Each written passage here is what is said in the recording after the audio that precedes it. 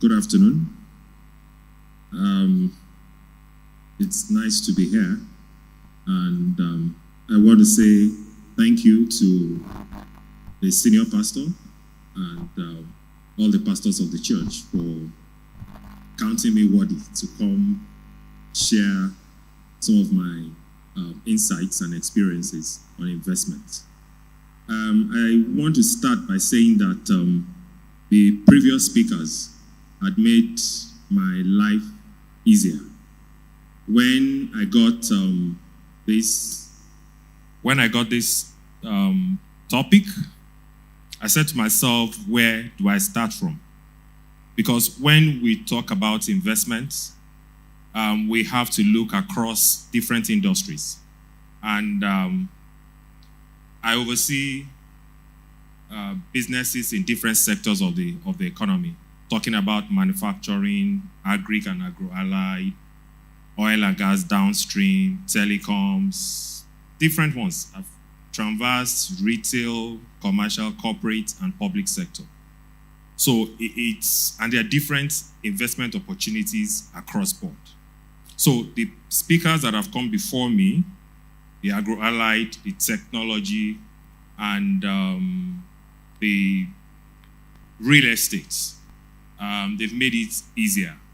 So what I want us to quickly look at within the few minutes that I've got here is I want us to first of all understand the fundamentals of every business and what guides your investment choice.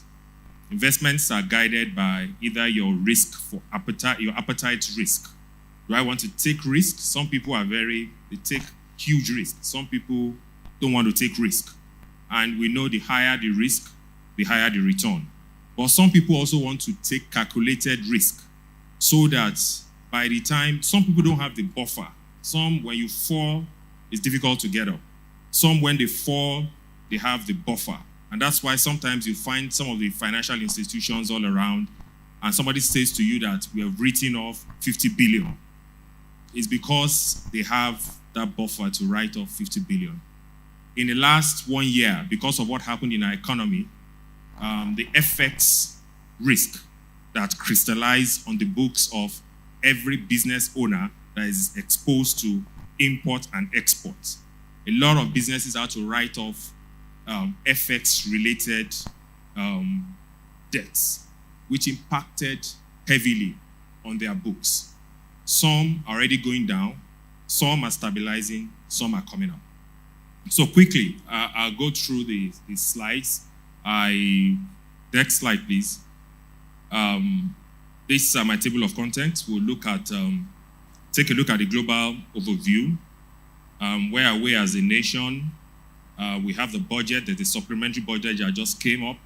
What is the implication to us as a country? What do we mean by high interest rate economy, opportunities in high rate interest rate economy? What are the strategies for investments, the financial market trends, financial markets in Nigeria, what to look out for, and then we will close. Next slide. Okay, so as you go on, as we look at the global trend, there's a golden rule that you must look out for in investment. And investment is not about whether you're investing 10 naira, whether you're investing 1,000, whether you're investing 1 billion.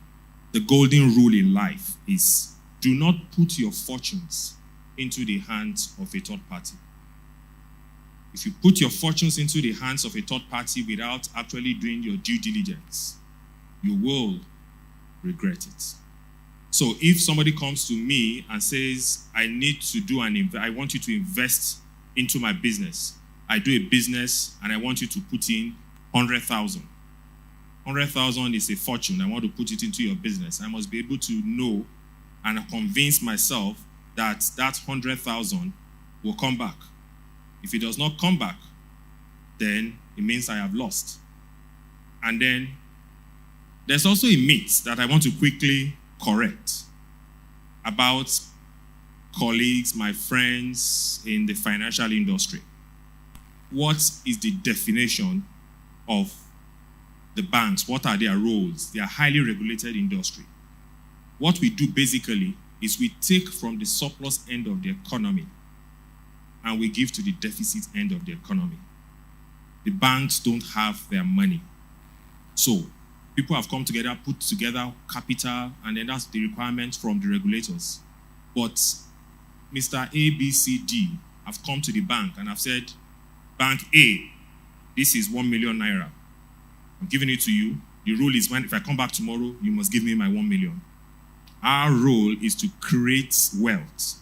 So we go to the deficit end of the economy and look for a need and create that wealth. So when I'm giving 1 million from the surplus to the deficit, I must be 100% sure that that money is coming back. And that quickly takes us to what the 5 C's of credit that every individual will look out for in life. And that is character, capacity, capital, collateral, and the conditions. So that is what you must look at when you are giving out money. And that's one of the things you must also look at when you want to invest. So looking at the global overview, there's mild GDP growth across the world economy. Gradually, generally, you have increase in global commodity prices. And that's why the gentleman that spoke about Agro-Allied was talking about price of cocoa. Price of cocoa moved from 4 million or 3.5 million per ton last year to, that was the last cocoa season, to about 14 million per ton right now. So you can see what has happened. So there's general increase in global commodity prices. That's why you have it that energy has gone up. In agri, it's gone up. Livestock is gone up. Cocoa, like I said, is gone up. Even in metal commodities, it's gone up. Gold is going up. And even in the financial world, it's gone up. Forex has gone up. Interest rate has gone up. So generally, in the global economy, there's increase in global commodity prices because of several things that is going on in the world. There's war in Ukraine. There's war in Israel. Gaza war is impacting the world negatively. So you have inflation all around the world. Now, but inflation is beginning to ease, and you can see that. Now there's banking turmoil all around. So even in Nigeria, we're asking banks to recapitalize, and that's why a lot of the banks are going into the market to raise more capital for their business.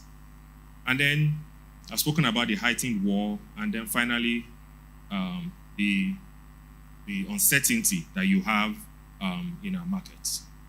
So where are we as a nation? Next slide. Okay, so you see where we have the red and where we have the green. The GDP growth as at Q4 2023, you see where we are. As at Q1 2024, this is where we are. And but again, the good news is that we're beginning to stabilize as a country. The monetary policies, they've been doing quite a good job. And the fiscal is also trying to also come in sync with what is happening around the monetary space. So we're beginning to get a sync, and we're expecting that, yes, we should land at about 3 at the end of the financial year. Average production of oil, you can see where we are. Right now, as of today, I think we're at 1.4 million barrels per day. Average output of price in the world, that's the crude oil price, is standing about 85. It's moved from where we started from. So, like I said in the previous slide, there's increased price in commodities generally around the world. Then inflation is around the world. Everywhere, every economy, there's stress of inflation, and the monetary policies, the handlers of the economy are trying to see how they can use all the tools to stabilize what we have. And the PMIs, you can see, it's also red, and that is because the economic activities are contrasting. And then for us in Nigeria, FAC, that's the money that we all share when income comes to us. It's increasing. More money is coming to the subnationals, and we expect that a lot of development will go on around that area. Next. Okay, so again, these are areas where some of the fundamentals that we must understand, especially when we say we want to go into investments. Look at our treasury bills. Treasury bills are government instruments that are riskless. So if you invest in treasury bills, if anything goes wrong, all the government needs to do is just minister your money and give it back to you. So the treasury bills has moved from 11.5 to about 22 effective yield. So if you have the 1 million naira today and you go to government, so you are borrowing government money, you say, government, take this 1 million, I'll come back in a year. You'll probably be going home with about 220,000. So you just leave your 1 million with them and then you go to sleep. And government can now use it for other activities. You have the bond yields have also gone up. 9-year bond yield is almost about 22 already. Exchange rates, we're beginning to see stability in our exchange rate regime, which helps businessmen to plan. So people should not think exchange rate has to be 500 naira before, yes. Even when it is 1,005, 1,006, it helps you to plan. You can project and say, okay, if exchange rate is 1.5, in under 2 years, if I do this is what I get. So we're beginning to see some semblance of stability. And good enough, external reserves is beginning to increase, which helps us. And then the stock market is also up. So this gives us a good overview of what is happening in our economy and the fundamentals that you must know before you say you want to go into a specific industry to go and invest. Because again, when you have issues in the industry, when you have inflation, which part of the economy is mostly affected, and can you invest in that kind of sector, or you have to look for sectors that will give you higher return, even when you have inflation in the economy. So this the supplementary budget. We're having about 6-point-something trillion in terms of supplementary budget, and this is likely the implication if it is not well managed. We're looking at debt sustainability. We're looking at, okay, you have more domestic borrowings, and this might drive up interest rates because, again, you have more money in circulation, and then government tries to mop it up, and then you see that there'll be inflationary pressure. Naira depreciation will begin to erode our actual purchasing power. So this time last year, you're earning 40,000 naira, you were a big boy. This year, it's as if 40,000 naira has now become something like 10,000 naira. And so there's so much pressure in the economy, pressure at the home front, pressure at the corporate level. And so it has its own implication. And that also will help you determine what you want to do in terms of investments. Next slide. So when we talk about high interest rate economy, when we say interest, what is interest? I started by trying to tell us what we mean, what we do in the financial industry, surplus and the deficit end of the economy. When the surplus comes to us, they get what we call interest. When the deficit comes, they also pay what we call interest. So now in high interest rate economy, both sides of the divide will get it. So what happens? Treasury bills is going for 22%. So when you come and you say, I want to place money in the bank, gone are the days when the banks can tell you that, oh, you want to give me 100 million, so I'll take that money from you at 10%. Why do I have to give to you? Because if I give it to you, when I have an alternative investment, I can go to Treasury bills, put it in there. So, monies that the banks will usually take at 10 has gone up to maybe like 15, 16%. So it means that interest rates will also go up. So each time you see the CBN governor come on board and say to us that, oh, we just finished MPC meeting and we are moving NPR rates by 2 basis points, by 3 basis points, people begin to ask, what does this mean? It only tells you what's the rate at which the banks can bring their money to CBN, that they can lend from CBN, they can go and borrow from CBN. And that also impacts the interest rates you charge on your deposit. It also impacts the lending rates that your customers will also get from you. So two sides of the divide will always feel the impact. The man on the surplus end of the market is the one that has the money. And he's saying, if you want to take my money, give me more interest. And so when I take the money from you at a higher interest, the man who is at deficit end of the market, the manufacturers and all the conglomerates will also feel the impact because the cost of borrowing will go up. So that's what has happened. High inflationary rates, tightening of the monetary policies is what has impacted us as a country and has pushed interest rates high. Okay, so what are the opportunities that we have there? We look for high yield investments, saving accounts. So you are having the bonds, the treasury bills, you invest in, you identify high dividend paying stocks. You invest in real estate. Just like I said that the man before me has spoken about real estate. You invest in fast-moving consumer goods. Why? Because fast-moving consumer goods, most of the time you pass that impact of high interest. You are passing it on to the consumer. So that's why the women will go to the market today and say, bag of rice used to be 40,000. Suddenly, bag of rice has become 100,000. What the person who is investing in that segment of the market has to do is, each time you buy, before you sell, you look for what the current price is. So if you are buying at 40,000, you're asking what is happening. Market is moving to 100,000. You sell at 100,000 so that you're able to go back and restock. So in high interest economy, when you are in the fast-moving consumer products, you're moving. Most of the time, people will say to you that the manufacturers who are also producing all this, their margins are thinning out. Yeah, it's thinning out, but again, they pass that cost of borrowing onto it. So it's something that people look at, and it's an opportunity for you to also invest in. You have the peer-to-peer lending. Peer-to-peer lending, my colleague that spoke earlier in tech was talking about how do you invest in tech?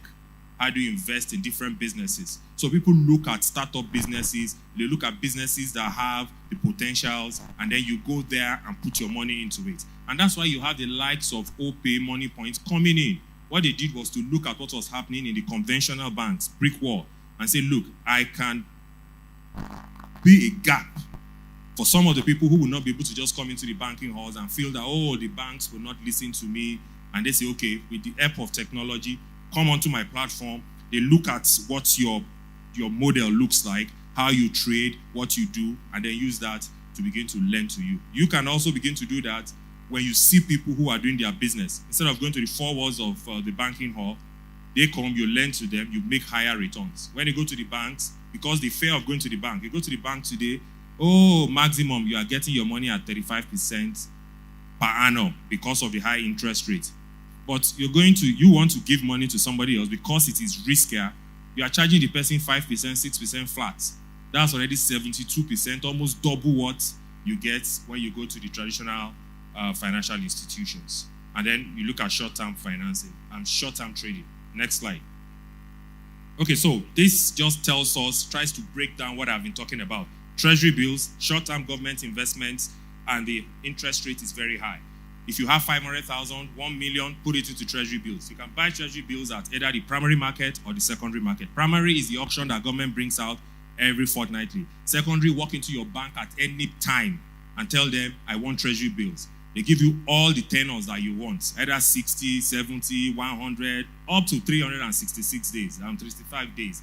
You get it, you put it up, and then whatever rate that is given for that tenor is what you get. So if you have a 1 million naira and that tenor is going for 15, the person that has brought 100 million will get 15.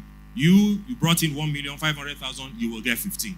So it's a very good investment that people go into at this time when we have the high interest economy. And that's why you find out that the foreign direct investments are also coming into the country, because portfolio investors are coming in. So somebody has $2 million in the US. If he puts it in the investment in US, he probably gets a 5-3% in the US. So what he does is that he brings that money into Nigeria, and we call it the foreign direct investment or portfolio investment investors. They bring it in. When they bring it in, they put it into our treasury bills, and government takes the dollars, uses it for business. And then what they just look out for is to be sure that at the end of my tenure, I have the FX to take out. So someone has brought in $1 million and is going to earn 22%. That tells you what he will be taking out when he's going. So it's very attractive. People are coming in, and that's why when you are in Nigeria, because of what is happening, and government is trying to attract investors to come in with their dollars so that we can use that to stabilize our FX market, you can also benefit from the treasury bills. You have the amount, you go in there, you will benefit from it. Fixed deposit is also what you can also get in from your regular products that you have from your financial institutions. Then the bond markets. Bond markets are long-term investments that you can also get into. The investments, the return on those investments too are also very high. It's currently about 21.89 as of today. And then you look at stocks, where you can also get into the stocks and get high dividends. So you have different segments of the markets. All you need to do is to look at the financial statement of all these players in this in this sector. So you're looking at people in, for example, you look at an industry, Nigerian breweries, Guinness. You look at the banks. You're looking at the manufacturers, the Dangotes of this world. You could buy their stocks, and then you know that, okay, a lot of things is happening, and then at the end of the day, you're making so much money. Real estate is also one of the things that can help you make money. I know a lot of people will look at the forex trading, and people say, oh, I want to go into forex trading. Very, very risky. It's something that people have gone into it. Some people have made money. Some people have lost a fortune. Because when you go in at the wrong time and you're not able to predict what is happening in the market, then you lose a lot of funds. Let's go to the next slide because of time. Okay, so strategies for investment. I call the first one ladder strategy. And that means you stagger your investment across different segments of the market. So you have a 100 million or you have a 1 million naira, and you're looking at what do I do? You can stagger it. Go into low and short term, that's money markets. You can go into the medium and medium term funds, looking at the bonds, and then you can go into the stocks, real estate, higher risk. So you can also look at it and say, okay, I want to do 30, 40, 30. You can go 20, 10, 70, depending on your risk appetite. So people have money. I know these days, a lot of people just say, oh, somebody is into this business, and I see the person making so much money. Just within this week, I was in Ondo State, and I was speaking with some of the clients there, and somebody came to me. He's a local buying agent, and he wants to go into exports. He says, okay, so the cocoa business has value chain opportunities. You have the exporters, you have the LBAs who supply the exporters, and the exporters must also get farm contracts abroad. And so that's why when my colleague was speaking about export to UK, US, it's pretty easy now. All you need to do is to open an NXP, just as if you're opening an LC when you're importing. So it is documented. You have a firm contract. The Indian who is rebaggaging, who is packaging your product, sees that, okay, he wants to package your product, but he opens an NXP, and then you have a firm contract. He pays you your dollars into your DOM account, and then he moves it up. But they are value chain. So the man wanted to go from LBA and become an exporter, and I said, have you looked at the risk? Do you have the competence? Do you know what it takes? So some of us say, oh, I have 100 million and I want to go into business. But because this segment of the market looks very attractive, you want to put the whole 100 million there. There are risks, there are mitigants, there are a lot of things that happens in that industry. So all you need to do is to see how you can split your investment. Then you can diversify your investments. Active management. So regularly look at the portfolio, look at what is changing, look at the fundamentals. Are the figures changing? Are the realities changing? If they are changing, then you begin to divest from that industry gradually. Then hedging. People hear about it and say, oh, what does that mean? For example, somebody who is into oil and gas, or somebody, that's why you find out that a lot of people come in, like the investors that are coming in, some of them go into hedging contracts. What you do is that you predetermine what you want your sale price to be. So I'm coming into the market, I'm telling you that I've bought this product, and when I want to sell, I don't know what the price will look like, but I'm trying to look at some fundamentals, and I'm saying to you that I came in, I'm buying at 10 naira. As I want to go out, maybe in another 3-4 years, I want to sell as 40 naira. So even when the price goes below, you are getting your 40 naira. If it goes above, you are getting your 40 naira. So you've done that. So people do a lot of hedging activities when you are going into investment. Dollar cost averaging. So you invest an amount, a fixed, regularly to reduce the impact of inflation. So you are looking at different segments of the market, and you're trying to reduce your risk across board. Okay, so next slide, please.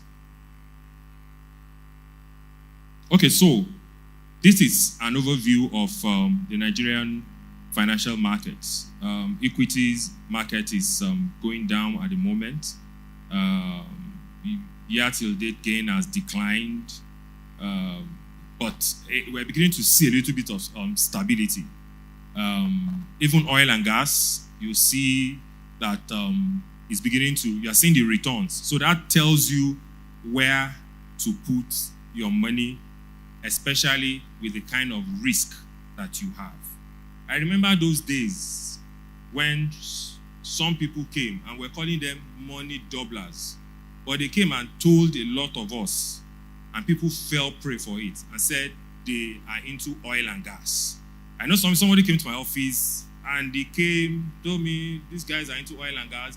He actually gave me a lecture for about 30 minutes, and I kept listening to him. And he told me that if he brings in 100,000 in another 6 weeks, he will get almost double of that amount. And so I said, okay, this company that is into oil and gas, is it not everybody wants to maximize profit? So that's one thing when people come to you with investment opportunities. Everybody wants to maximize profit. Why will I want to give away my profits? Why would I choose to raise capital from you at a higher rate than going to the conventional banks to raise my capital at a very minimal rate? And I'm saying I'm into oil and gas. Some say I'm into downstream, some say I'm into upstream. And then a lot of people just push their money into it. And I told the guy, I said, these fundamentals is not right. The person cannot be making more money than the majors that we have in the economy, or the other players that are below the majors in the value chain. But a lot of us put the money there, and before you knew what was happening, those guys knew what they were doing. And that's an investment for them also. They know when to come in and they know when to go out. So they went in, they had their own, they know a gambler knows when to walk off the table. So they knew when they were going to walk off. And they walked off. And a lot of people lost their investments. So we need to be very, very, very alert. If you look at negative performance of Dangote Cement, it affected the market. But that does not mean that it's not a viable investment. These are the times that people even go in. When you see the share prices going down, these are the times that you go in and invest.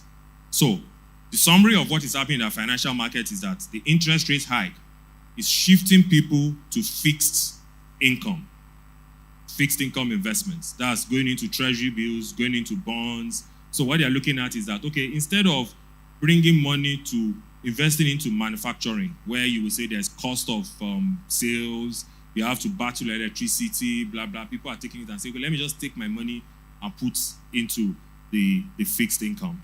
And that's because of exchange rate instability. Good enough, we're beginning to have semblance of stability there, and then the investors are beginning to have positive sentiments and are bringing back the money into the country. Next slide, please.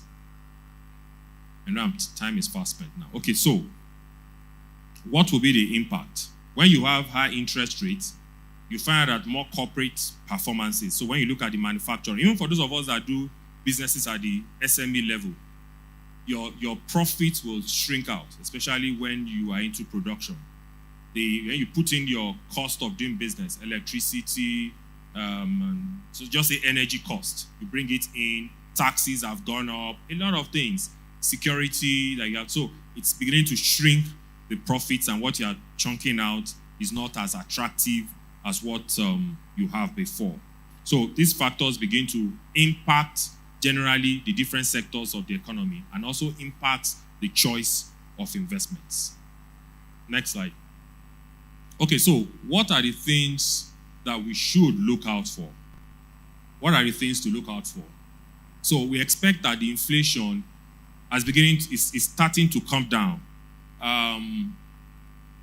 All high for about 19 months, but in the month of July, the inflation came down.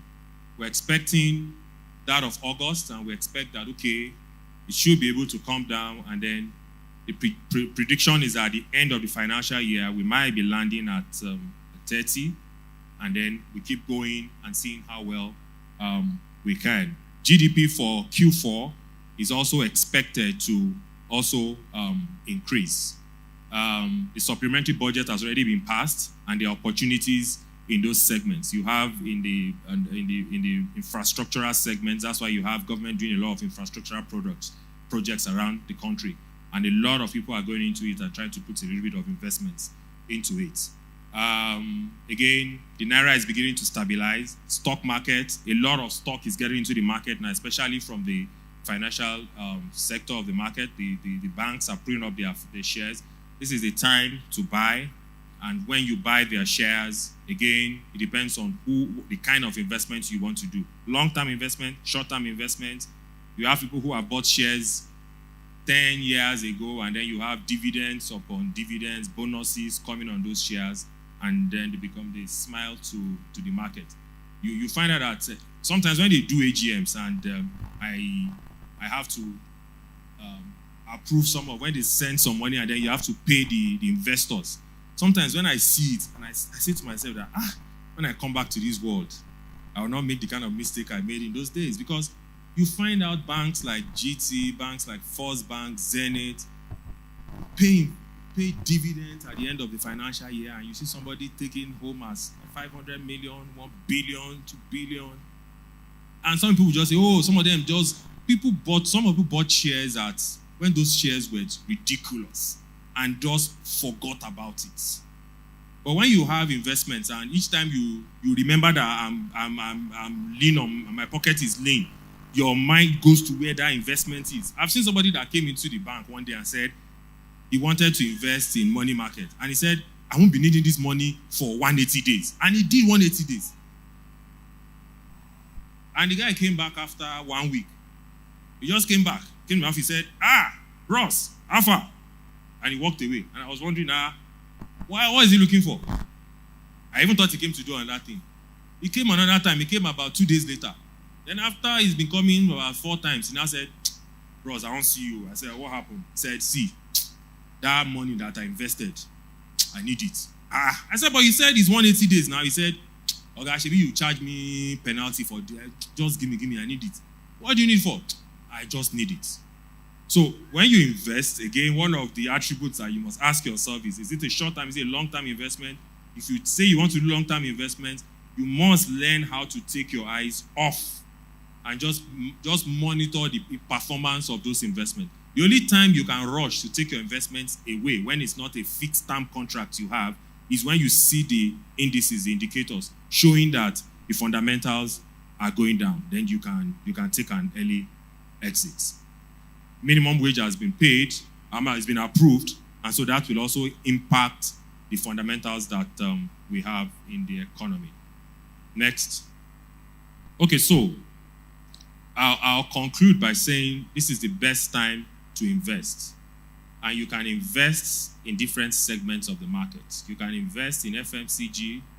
You can invest in technology, like what our colleague said here previously. People were asking, where do you invest, or how do you invest in technology?